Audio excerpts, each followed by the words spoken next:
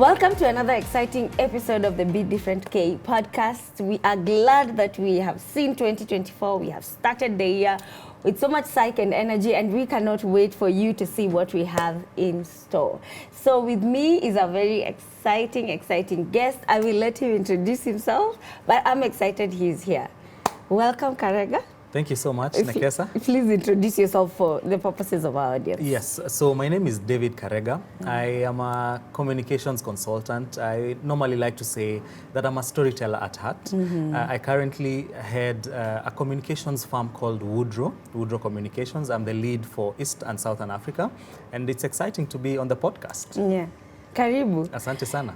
So the reason why I thought Karega will be fit to tell his story here on the Be Different podcast is I've always felt like PR is more for, it's more feminine. Now you have reason to, push back.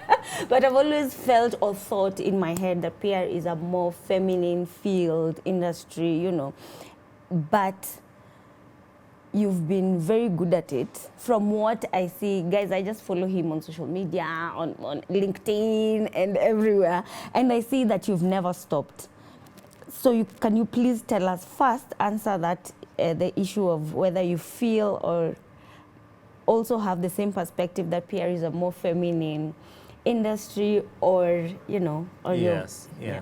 So, Nekesa, you're right. There's a misconception out there that public relations is a feminine career, that it is only ladies or, women that can excel in public relations. Yeah. And I think it stems from that stereotype that, we get when we're growing up, that ladies or young girls are better at language, are better at English, at Swahili, and then the boys, young boys, then excel in the sciences, in mathematics, in geography, and those kinds of subjects. And, that's a notion that people grow up with. And, even I, when I was growing up, used to be told if a young girl has beaten you in English or has done better than you in languages, then it's understandable. So you just concentrate on the sciences, you'll grow up to be an engineer, you'll grow up to be, somebody who is utilizing the sciences side of things as opposed to language. And because public relations is really more about communication, about storytelling, about helping clients with their reputation, and a lot of the things we do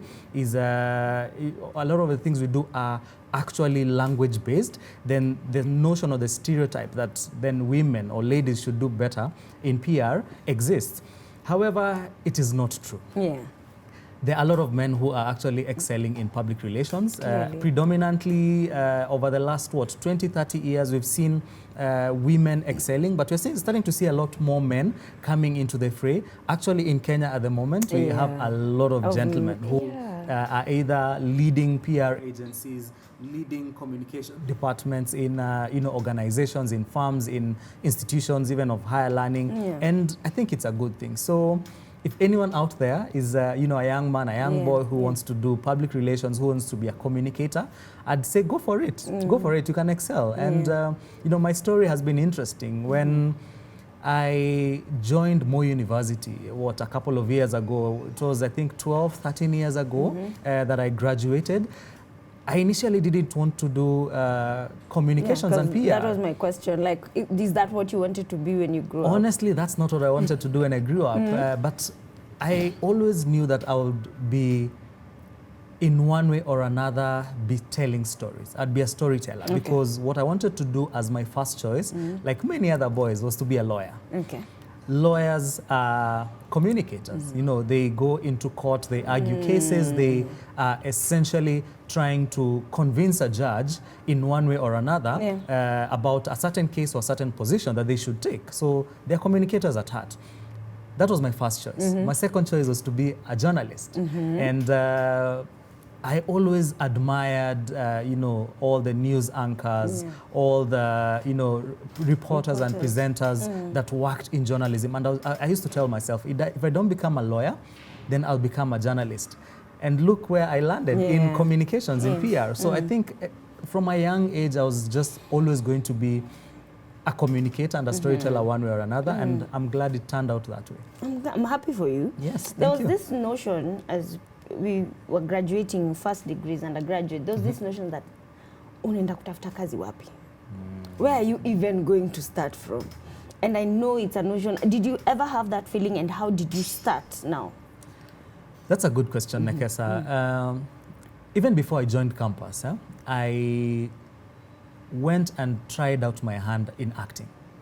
So I used to do traveling theater with a bunch of really exciting, young, adventurous people that would go around schools in Kenya, acting out the set books that we study in school. So the Swahili set books, the English set books, the plays, the novels and the likes.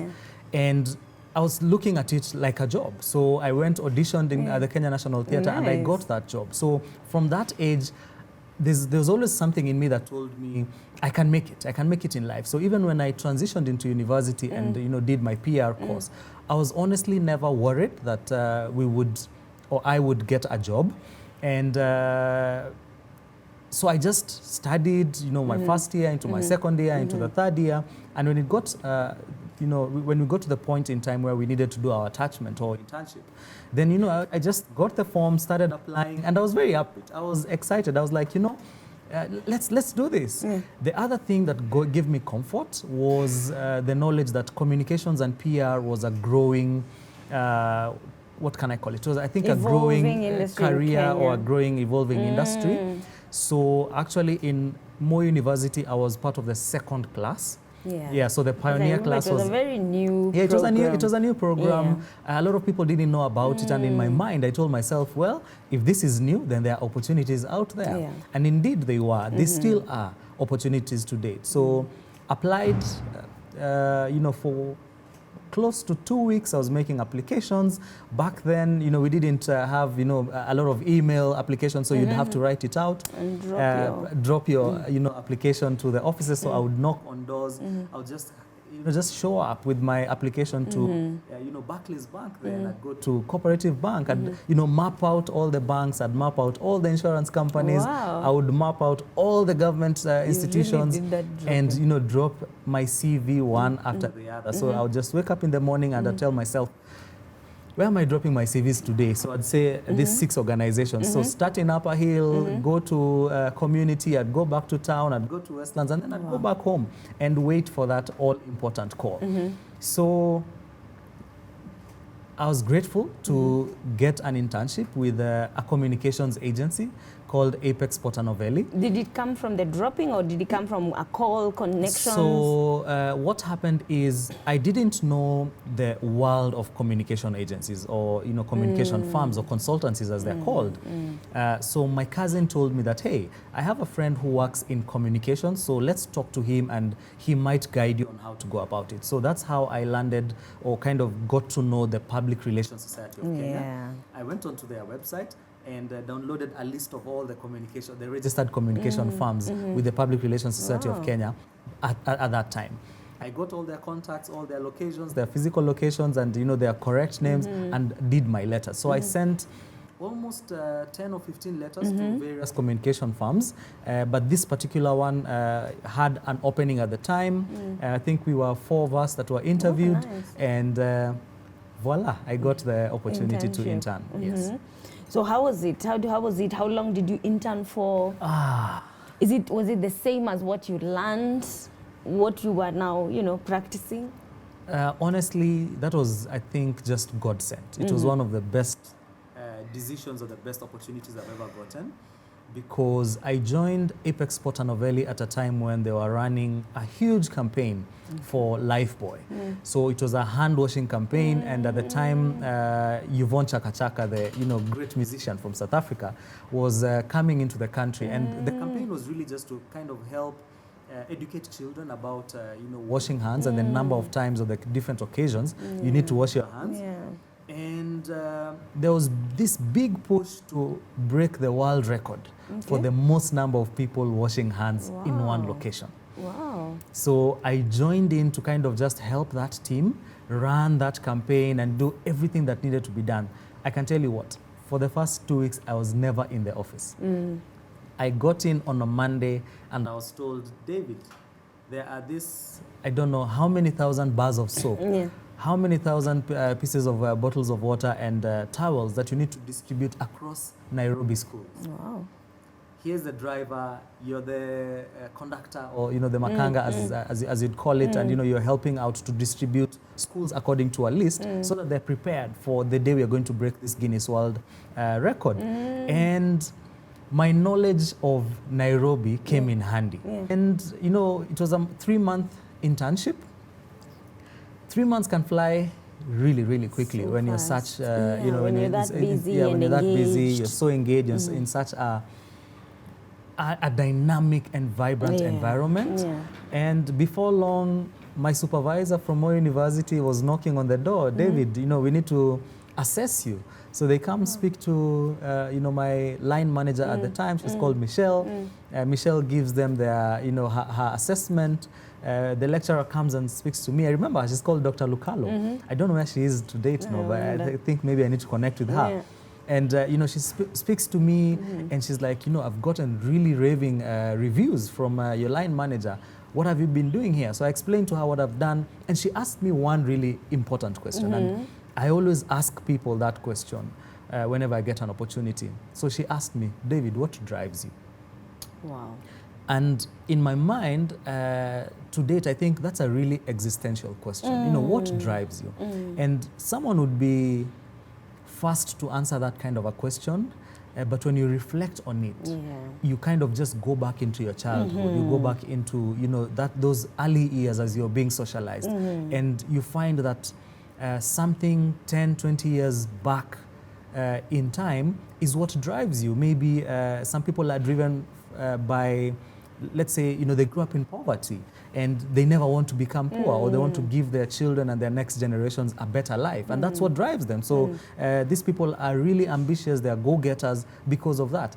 Other people are driven maybe by a role model, someone you saw doing so well and you want to emulate them. So for me, it was really growing up in a humble background. I grew up in Maringo Estate, in the Eastlands of Nairobi. And telling myself that, you know what, David, you can break that glass ceiling. Make it. You can make it. They say make it or make it, isn't it? And, I just told Dr. Lucalo that, this is what drives me. And she was like, go and excel.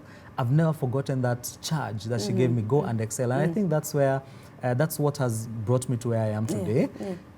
And moved from Apex Porta Novelli, 2 years later, I was poached by, another agency called Hill & Knowlton Strategies. So Hill & Knowlton Strategies is a global PR firm headquartered in the US, has offices in Kenya, and it's part of the WPP Scan Group. Scan Group is a listed, firm on the Nairobi Securities Exchange. And that's where my star started, to just kind of shine and shine brighter. Tell us your biggest achievement. I like the lessons that I'm picking from your story, that resilience, that pushing yourself, waking up and going. And it's from very small things. That waking up and dropping CVs, we'd laugh about it today. We'd sit back and laugh about it. But the will and the sheer spirit of waking up in the morning and saying, you know what, this is what I have to do today. Yes. And you don't like feel sorry for yourself. You don't feel like, oh yeah, me, or I don't have this, or I don't have that, or I'm doing this because like that view that you had for life and that push, so encouraging. So I'm just picking those nuggets as we are going. What is, because I know now from then on, you've just been poached and poached and poached. What can you categorize as your biggest achievement growing in the PR industry and working for, all these different, and I like the fact that you've worked with different clients. So I know you have like different perspectives of, how things work. Anyway, let me not get too excited. I think, Nekesa, my biggest achievement, and there are a couple, but I think the biggest achievement has been, and will always remain, if you're a true storyteller and communicator, seeing the impact of your work and how lives can be changed just by one advert or one event that you do or one piece of communication or campaign that you run, and you see people's attitudes, people's perceptions changing, especially for the better. There are several achievements, but I think the one that ranks high is the campaign that we did in Ghana for the Electoral Commission of Ghana during the 2020 general elections. and I was leading the team that was running that communications, if I can call it a communications machinery for the elections body in 2020. And it's so amazing how, you know, we talk about low voter turnout, we talk about voter apathy, and, you know, things like that that affect the processes of, you know, the electoral bodies. And in 2020, at the time I was working with Ogilvy in Ghana. I had been living in Ghana for, 2 years then, and, you know, working in the communication space there. And the Electoral Commission pushed out a tender to seek communication firms to help them with their communications ahead of the general elections. And, you know, some of the issues that people are facing, like in any other African country, is always, you know, will the elections be fair? Will they be transparent? Will they be, you know, verifiable, as we say in Kenya, and many other things. And, you know, we came in, looked at the Electoral Commission, you know, their vision, their mandate, and, you know, just how they're setting themselves up. And we came up with a nice communications campaign to just encourage people to believe in the process, to believe in the technology, to come out and vote. And, you know, of course, in that kind of a campaign, it was 7 months to the general elections. There's a lot that you need to do. You need to encourage people to come and register to be voters, encourage them to come and vote, encourage them to be peaceful, encourage them to, you know, want to participate in that duty, because it's a duty for you as a citizen to vote and be part of the electoral process. And at the end of it all, after many nights of, you know, just sleeping in the office, you know, working with politicians, political parties, and, you know, managing stakeholders, we saw a peaceful election happening. And even despite, you know, issues that, you know, crop up here and there, generally people were peaceful. People felt that the process was fair, it was transparent.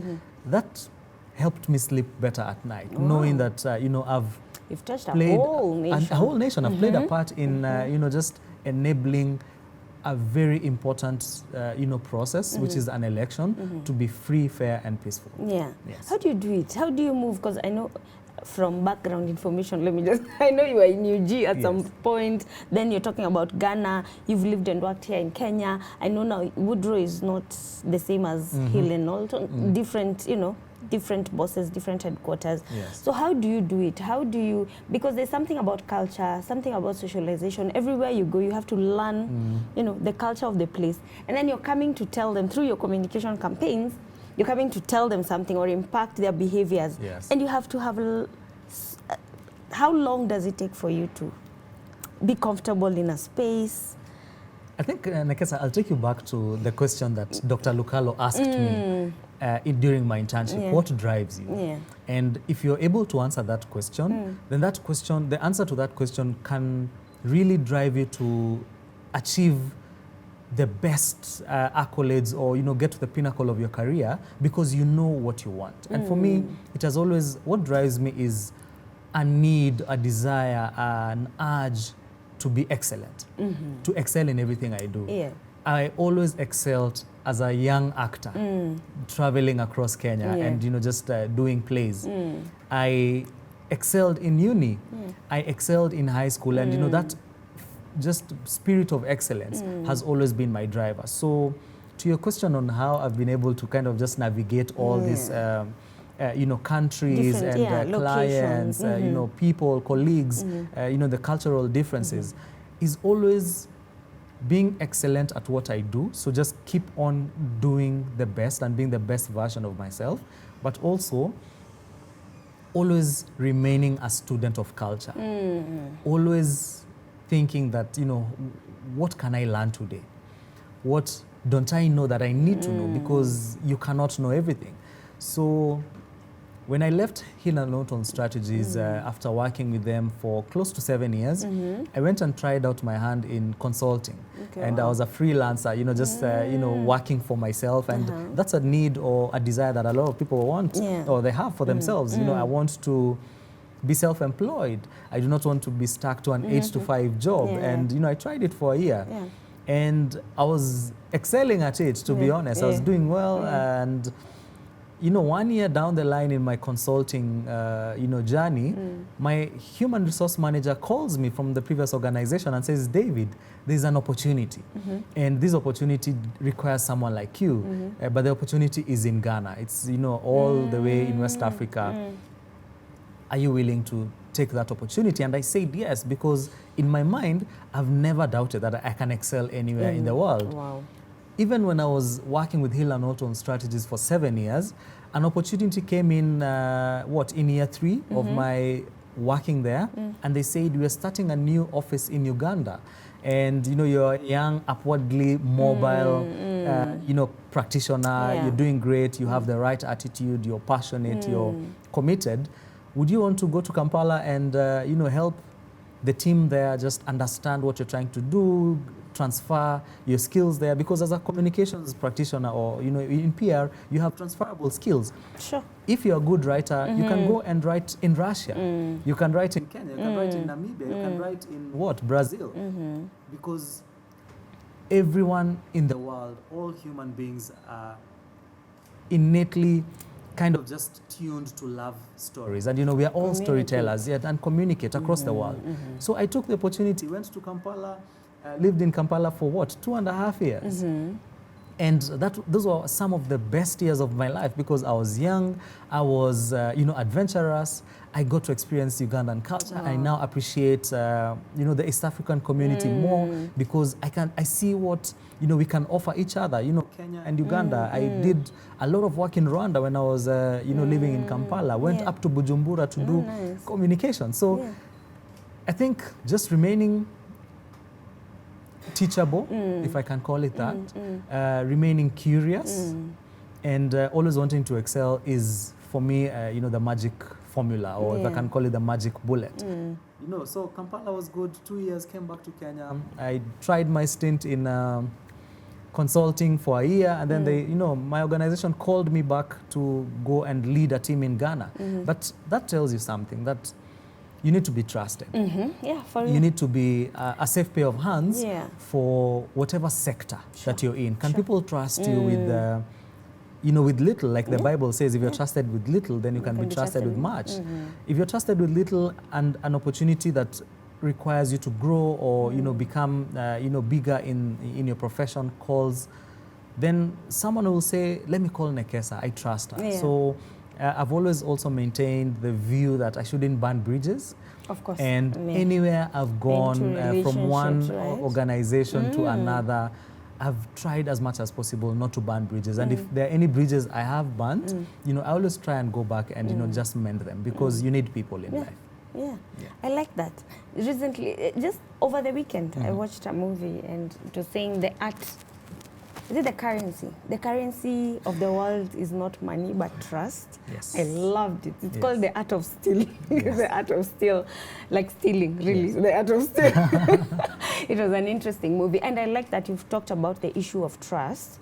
And in the PR industry, there's also the notion of, you know, the way we go around building mutual beneficial relationships. There's a lot of banning. There's a lot of competition. There's a lot of, you know, and that's, you know, excellent. I'm sure the people who are PR experts watching this or PR practitioners watching this, they're just like, yes, now we feel you, we understand differently. You know, it may sound just like a regular statement for any other person, but I understand you better.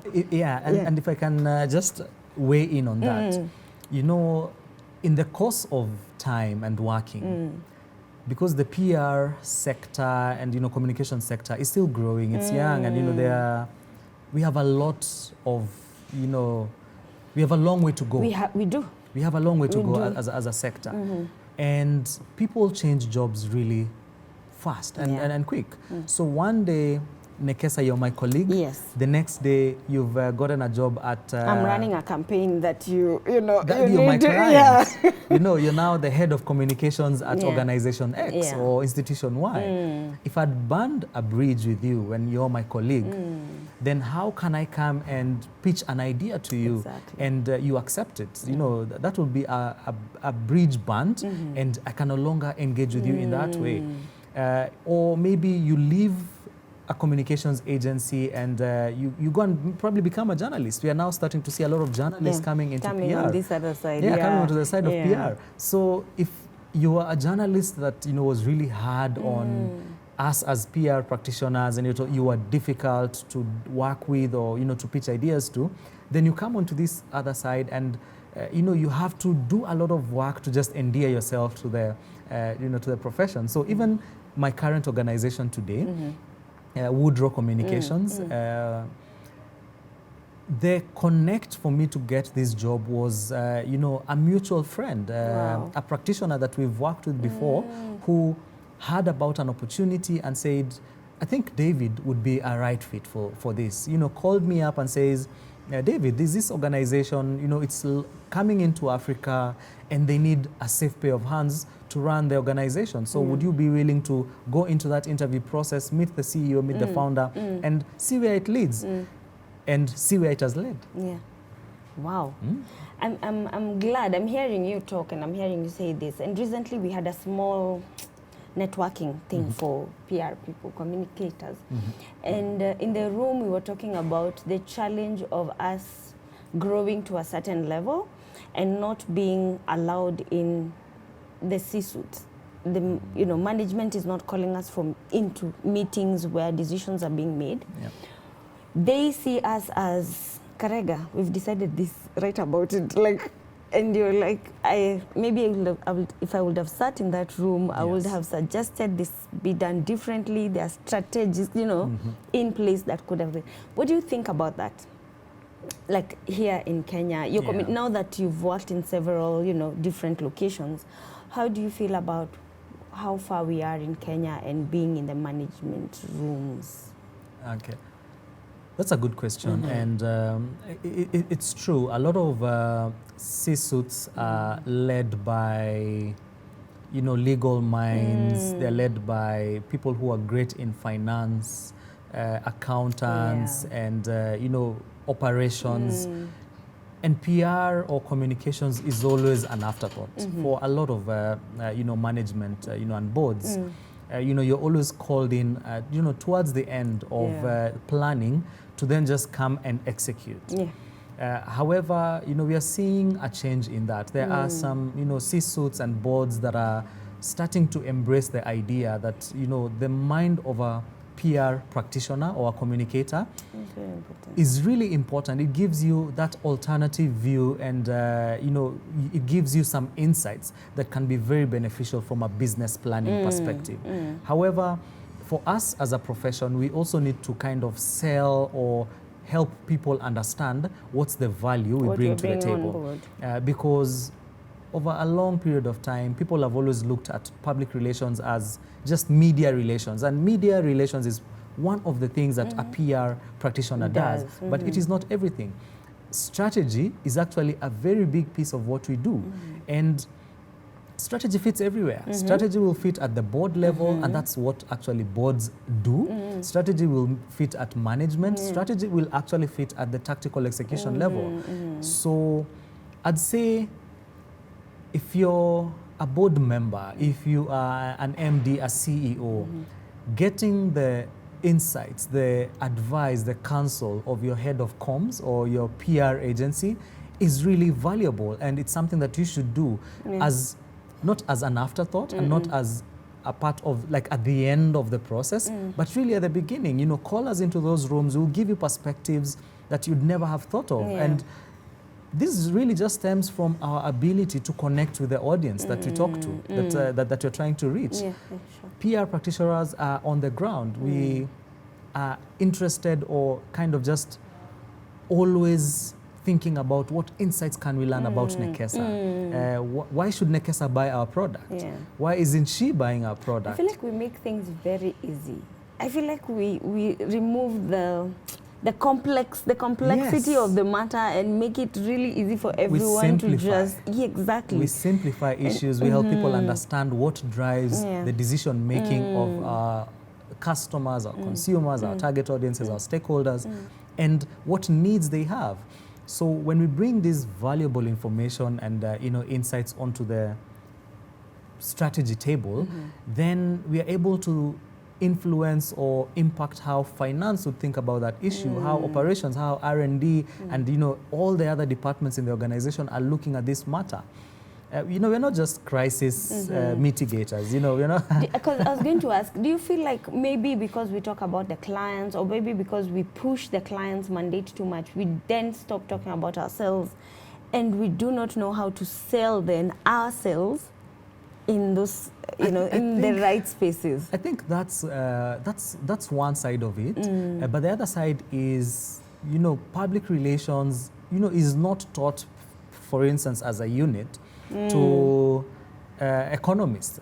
I'm not sure it is. It's not taught maybe in law school. It's not taught, to engineers. So they inherently do not know the value that we can bring. So I think it's a two-way thing.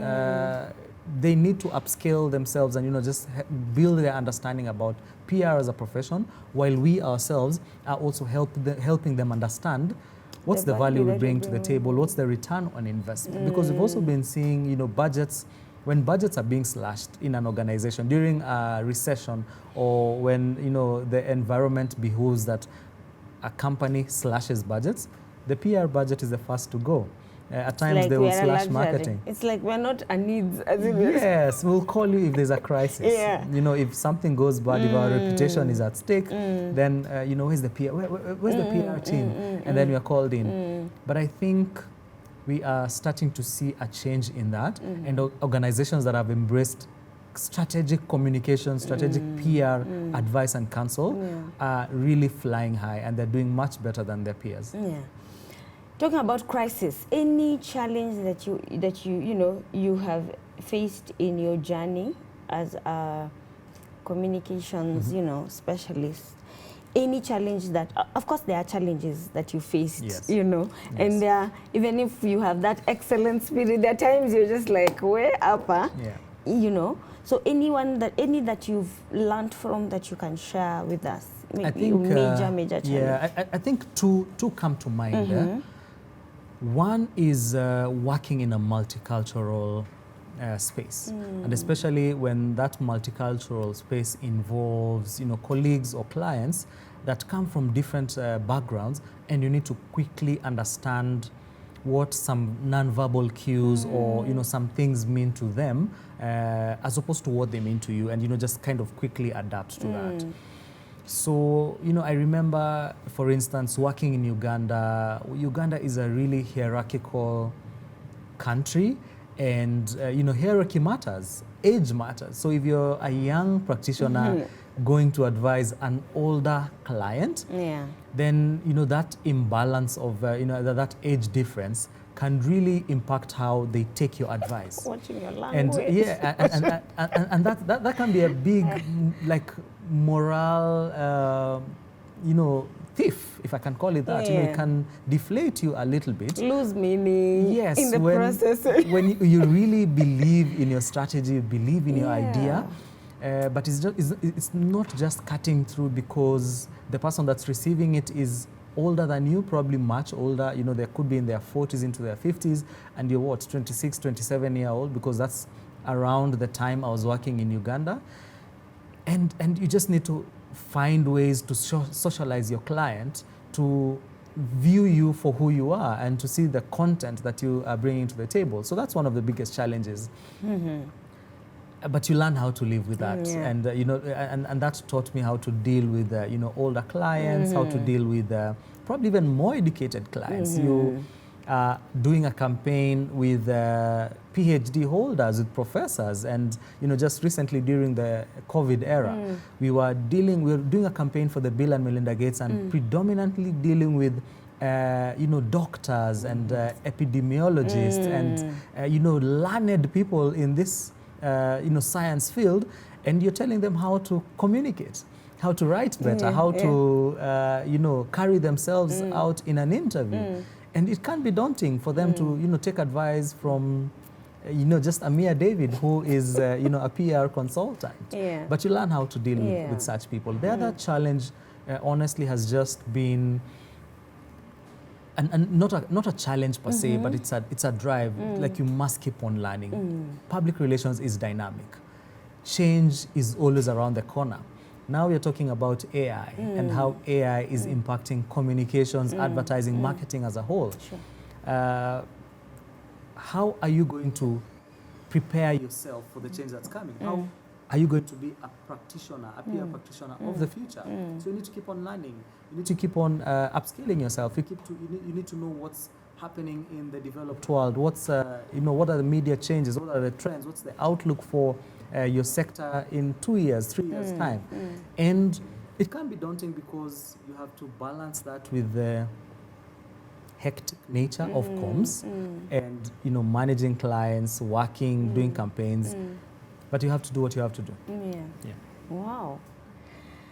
I can listen to you like literally the whole day, Karega.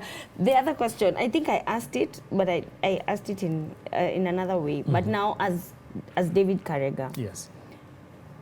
Do you think, staying back and being behind the scenes has impacted in any way, maybe your growth or where you could have been? Maybe in terms of more impact, your own visibility as a person. That's a very interesting question, and maybe I need to reflect a little bit more on that. Yeah. I think there's a point in the career or the profession where you grow to, and you need to be more visible. Yeah. You need to be the ambassador of not only yourself, the profession, but also the organization that you work for. Yeah. And, I'm now the lead of Woodrow Communications in East and Southern Africa. Okay. And that's a big, It's a big deal. It's a big, post to kind of hold. And people would be looking to hear from me, what opinions do I have about, various subjects. People will be wanting to see what we do, to understand who we are, what's the best practice, like you're talking about, of your profession. What are the insights? What are the learnings? What do you bring into the profession, into the sector that's different? And that requires somebody like me to be out there more, to write more, to be interviewed more, and advance the correct narrative. And I think even from a profession point of view, it is people like us who are leading firms, who are leading institutions that will then advance the correct narrative. When we're talking about educating people about what we do, it's us who can do it. We have that, platform at the moment. So, in the recent past, I've become more mindful about the platforms that I'm on. So if it's on social media, if it is on traditional media, and what am I saying in those platforms? What can I say? What should I actually say? And I think that has made me become much more aware. Okay. And, I'm now looking to opine more on in the media, to be more careful about my LinkedIn and what I'm posting there, how frequently I am posting, just so that people can hear not only from me but from the organization that I represent, which is Woodrow Communications. So yes, definitely I would have been just the silent me. If you're thinking of it from an analogy of a car, I'd be the engine in the car, not the flashy, leather seats, the nice exterior or the interior of the car. But, I can no longer be that engine. I need to be the full package. But I think it's just a level that you get to. There are younger practitioners who also are kind of just being out there in the public domain and talking and advancing different narratives about themselves or about their organizations, which is good. My point of view is that you just need to back it up with the right experience or the skills or the knowledge. So it's a balance. You can be younger and you're out there being visible. Is it a good thing? Yes. Could it potentially be negative? Maybe, maybe not. But certainly, when you're at the level of leadership, then you must be visible. Yeah. Yes. Wow. Parting shots, Karega? This is always the hardest part. Anything that you feel, it's always the hardest part, feel like you want to leave us with? Honestly, the thing I'd want to leave the viewers with, and anyone who's watching this, is just the question: what are you running from? and what are you running towards? I think it's a question, another existential question that, if we ask ourselves and we reflect a lot more on it and, get the response, will really change the trajectory of your life. Because I believe everyone is running towards something or running from something. And that impacts your run. It impacts how hard you run, whether you even run, and the direction to which you run. Every day in the savannah, like, they would say in a National Geographic program, the fastest lion is hoping to run faster than the slowest antelope. So you can get some food. And the slowest antelope is hoping it can run faster than the slowest lion so that it doesn't get caught and it can continue surviving. So what are you running from in life and what are you running towards? I think it's a question if you answer, it will really provide a lot of perspective about you, about your future, and about who you can become in life. Maybe I should have, I'm sorry, I should have asked something before I asked this one for the parting shot. Yeah, like, go for it. Your growth in the career and your social life, how those two have been impacted? Because you've mentioned, times that you've had to uproot your life from one country to another and move and move and move. Your family, have you been, How have I balanced it? Yes. It's a good question you ask, and a lot of professions, maybe I dare say all professions struggle with the work-life balance. Everyone wants work-life balance. As you're growing, from a young girl or young boy into a young adult and then into a young man, young lady, you're getting married, you're getting children. Your needs for social life, for socializations, they will change. And it's something I think the HR community, the psychologists and other professions that deal with that are kind of grappling with. Is there even work-life balance? Is that a concept that is true? Can we achieve work-life balance? What is work-life balance? And who decides then whether you're balanced or not? My view is, as a young practitioner, enjoy life. And being in public relations, you have a lot of opportunities to, enjoy life, to travel. Some of the work I've done has gotten me into, different counties of Kenya, into different countries across Africa. I was able to go to the UK and live there for 3 months because of this work. And while in the UK, I almost saw it all. I watched football in the big stadiums. I, went to Twickenham to watch a rugby game. I've seen a lot of the museums in London just because of my work. But as you grow older, everyone wants to slow down and to focus on the important things. Not to say that the profession is not important or traveling is not, or, adventure, but on family, on those building those family bonds, on the relationships, on your children, on the friendships that will then give you a great life when you're retired. So as I've grown in the profession, I have been more mindful about the time I spend with my family. So weekends, as much as possible, are family time. I always try as much as possible to be home for dinner with the children when I can. It's not always possible. At times you're having a press briefing in the evening, or a dinner event, a stakeholder event, or you're meeting journalists. But as much as I can, then I try protect that dinner time.